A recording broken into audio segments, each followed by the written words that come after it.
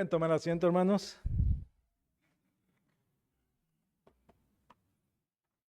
Vamos a orar, vamos a pedir la dirección de Dios. Padre, Dios Todopoderoso y bueno, te doy gracias por este tiempo donde podemos nuevamente, Señor, ser guiados por tu palabra y entendidos de lo que tú nos estás mostrando. Te pido sabiduría y aún sujeción a tu voluntad. Te ruego por cada uno de los que estamos aquí y entender nuestra postura o nuestra posición delante de ti, Señor, en sujeción a tu palabra.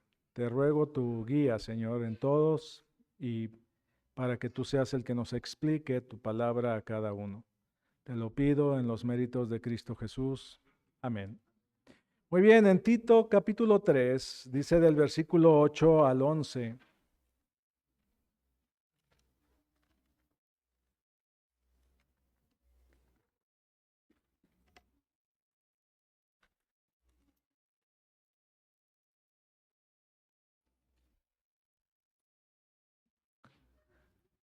Este es un pasaje que nos está hablando de una situación que engloba lo que estaba pidiéndole Pablo a Tito, o Dios a Tito, que trabajara allí en Creta. No debemos de olvidar que está hablando aquí de una isla que normalmente era abordada por distinto tipo de personas de diferentes partes del mundo con diferentes maneras de pensar. Igual que la isla de Corinto, este lugar era un espacio donde llegaba muchísima gente con sus propios pensamientos.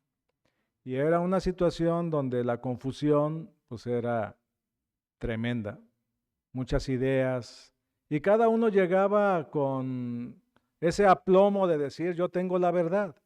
Igual que usted llega y le toca a una persona en su casa y le dice, mire, le quiero mostrar la palabra de Dios. Y dice, mire, también vinieron estos y también vinieron aquellos. Y todos dijeron que tenían la verdad. Y por supuesto que esto confunde. Satanás ya no está luchando para que la palabra de Dios no fluya. Lo que hace es confundir y quiere que la gente no entienda lo que Dios está diciendo. Y utiliza el hartazgo. O sea, si yo voy y toco a una casa y ya fueron y tocaron otros y otros y otros y otros, pues la gente ya no quiere. Es como, lo voy a comparar con esto. ¿Cuántas llamadas recibe usted en la semana pidiendo que se comprometa con una tarjeta? Al menos a mí me llaman como 20 o 30 veces o más. Entonces llega un momento en que ya está uno cansado de estar recibiendo eso y ya ve uno un número y dice cero, adiós.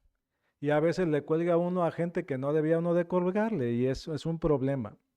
Entonces, yo las recibo las llamadas porque yo sé que yo recibo de personas de diferentes partes, pero no los escucho ya tanto porque ya sé lo que quieren y entonces cuelgo.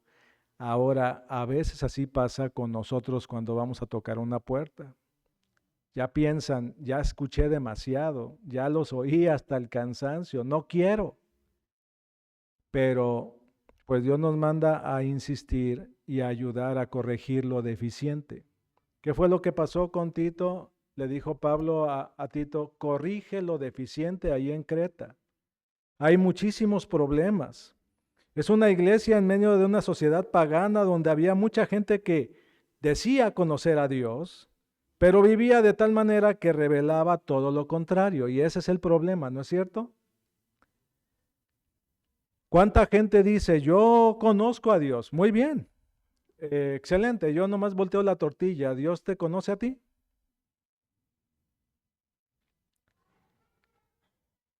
Decir que conoce a Dios alguien no significa que Dios le conozca a esa persona. Lo sabemos por Mateo capítulo 7, versículos 21 en adelante. No todo el que me dice Señor, Señor entrará en el reino de los cielos.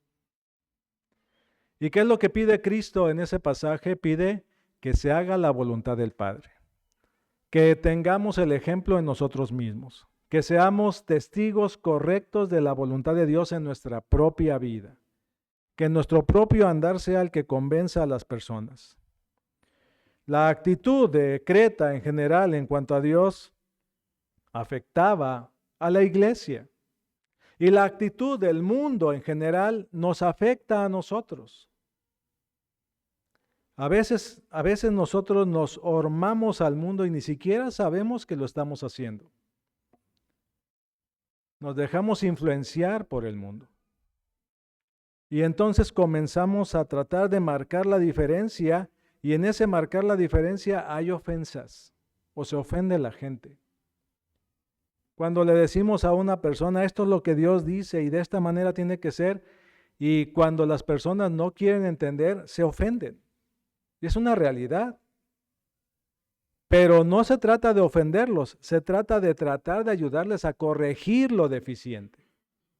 Y como dijo el pastor Mario en la mañana, y estoy muy de acuerdo con él, lo dijo su amigo, ese pastor que habló acerca de decir la verdad en amor, es algo muy importante. Con preocupación, con sensibilidad, con entendimiento. La persona necesita y no entiende. La persona le falta comprensión de lo que Dios está diciendo porque no ha leído la palabra. Porque ni siquiera se ha dado el tiempo para hacerlo, o porque si lo intentó no entendió nada, y es una realidad. Dios trabaja con nosotros de diferentes maneras y Él sabe lo que tiene que hacer. Antes de que otra persona me tratara de enseñar la palabra de Dios, yo traté de leer la Biblia.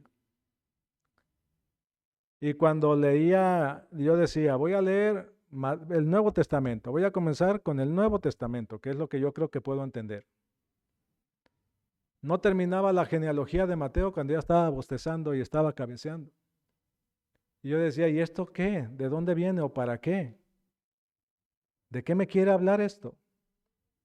Entonces, no tiene uno ese entendimiento y hasta eso nos afecta. Tratar de leer con comprensión lo que está diciendo al principio de Mateo cuesta mucho trabajo. Entonces dije, bueno, voy a cambiar la estrategia, me voy a ir a Génesis. Y comencé a leer Génesis. Y en el principio creó Dios los cielos y la tierra estaba desordenada y vacía, y comencé a leer, y yo dije, no, como el hombre que iba en la carreta, el eunuco. Si no se me acerca alguien y me dice, ¿y entiendes lo que lees? Y yo le dije, pues mira, medio entiendo, pero realmente no entiendo. ¿Quieres que te explique? Pues sí, necesito explicación. Y así son las cosas. Necesitamos explicar. Tito tenía que corregir los problemas, enderezar lo torcido. Y Pablo le dio instrucciones para que se ayudara, que nombrara a un grupo de líderes que por su madurez espiritual también y por su ejemplo personal pudieran comenzar a enseñar a los demás cómo vivir la vida cristiana. Y eso fue lo que tenía que hacer Tito. Y en el primer capítulo nos habla de la conducta para los líderes de la iglesia. Y nos dice cómo debe de ser. En el capítulo 2 les dice la conducta para cada miembro de la familia.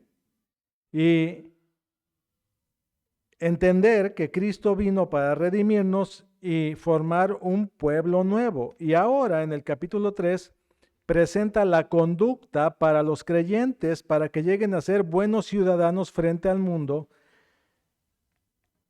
y también frente a la gente del mundo en general.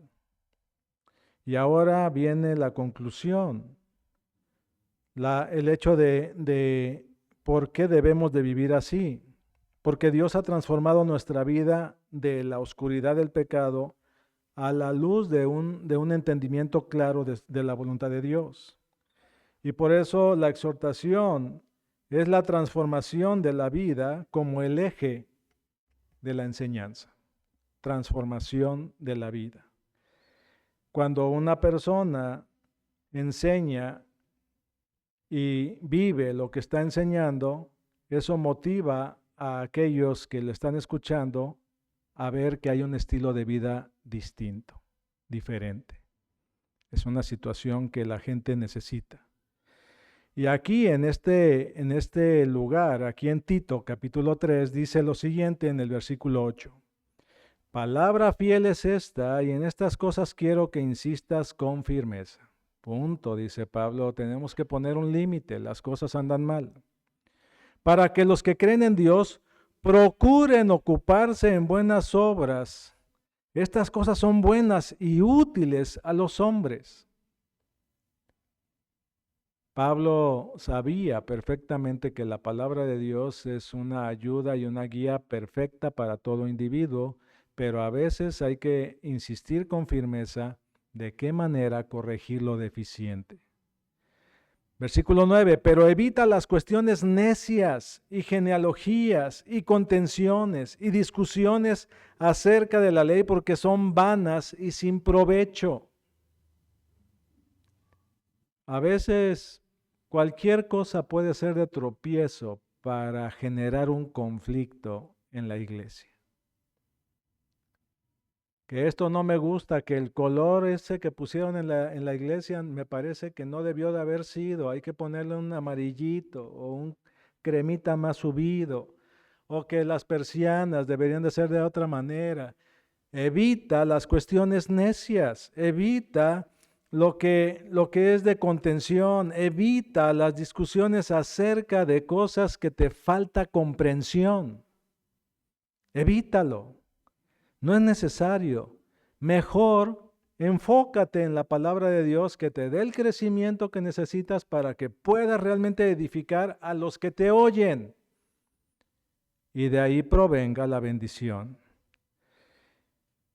¿Había problemas en la iglesia de Creta? Sí. Y Pablo pone un límite.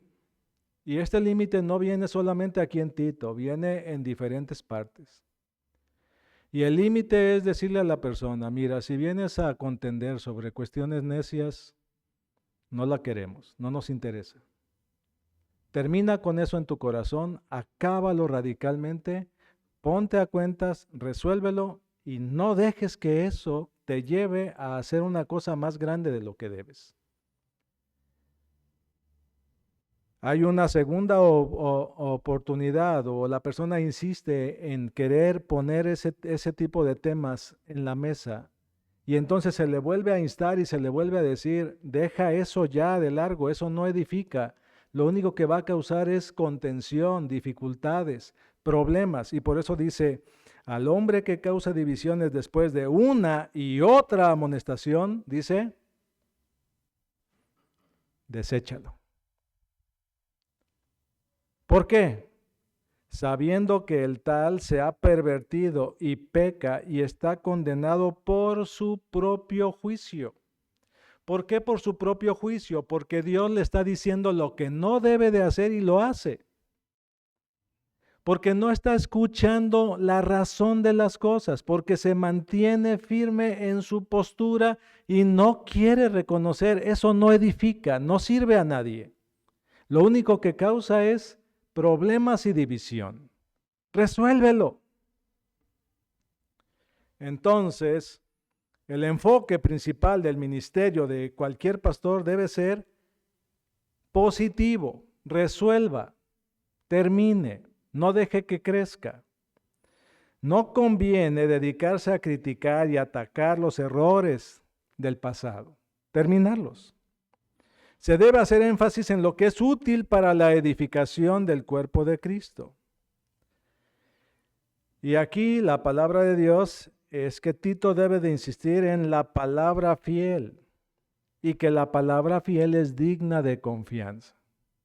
¿Qué dice Dios acerca de esto? Resuélvelo, termínalo, acábalo. Pero que yo quiero, no. O sea, no quiero escuchar nada más acerca del asunto. Termínalo. La base de esa exhortación es el Evangelio y Dios nos dice cómo resolverlo. Y lo dice en diferentes partes. Hoy no voy a alcanzar a tocarlo. Pero el propósito de esa insistencia en esta enseñanza de la palabra de Dios es que todos estemos dispuestos o tengamos disposición a resolver, a perdonar, a trabajar en eso. Dentro de los pasajes que quiero tocar está Primera de Corintios, capítulo 6, que nos habla acerca de tener cuidado de lo que estamos queriendo juzgar y que debemos de ser fieles a la voluntad de Dios y tratarnos como hermanos antes que como cualquier otra cosa que pueda generar disputas necias y contenciones que no ayudan a nadie. Debemos de confiar en la verdad. Debemos de confiar en la palabra de Dios y no en nosotros mismos. Debemos de reconocer, Dios es el único que nos quiere llevar hacia la verdad y a dejar cualquier cosa que cree o genere distanciamientos o contrapuntos entre los hermanos. Y por eso es que Pablo está tocando este punto. Vea, nuevamente, ya se me acabó el tiempo, pero versículo 8, nuevamente. Palabra fiel es esta, vea, cómo comienza Pablo. Está diciendo, esta es la dirección útil que usted debe de entender de lo que Dios está mencionando.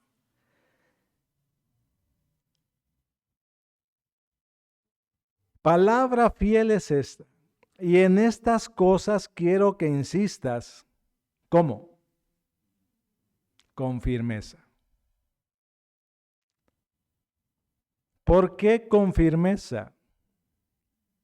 Pues porque lamentablemente la necedad se mantiene en ocasiones y tiene uno que tratar de poner un orden para que los que creen en Dios procuren ocuparse en lo bueno, no en lo malo. Enfóquese en lo que realmente tiene bendición en su vida.